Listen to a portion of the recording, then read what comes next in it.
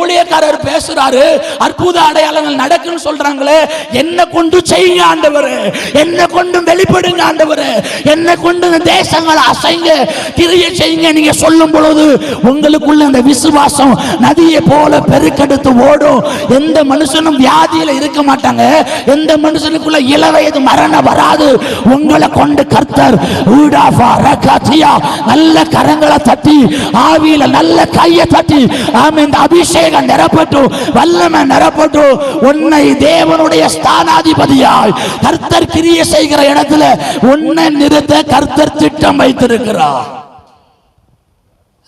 இன்னும் பெரிய பெரிய அற்புதங்களை ஆண்டவர் செய்வார், இன்னும் அதிசயமான காரியங்களை செய்வார். ஆண்டவர் திருஷ்டாந்தமா பேசுகிறார். இந்த வரங்கள் சபைக்குள்ள கிரியை செய்ய தொடங்கிட்டுனா மந்தைகள் கூட்டம் கூட்டமா வரும் மகனே, திரள் திரளா என்ன அறிந்து கொள்ளுவாங்க, திரள் திரளாய் ரட்சிப்பு உண்டாகும். ஒரு பெரிய அடையாளமாய் சபையை மாற்றுவார், உங்களை மாற்றுவார். அல்லேலூயா. இன்னைக்கு ஆண்டவர்கிட்ட கேளுங்க, என்ன கொண்டு என்ன செய்ய போறீங்கப்பா?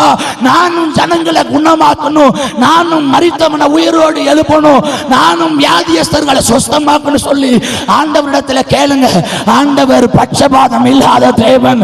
ஊழியக்காரர்களை பயன்படுத்துகிறது போல தேவ பிள்ளைகளையும் பயன்படுத்துவார்.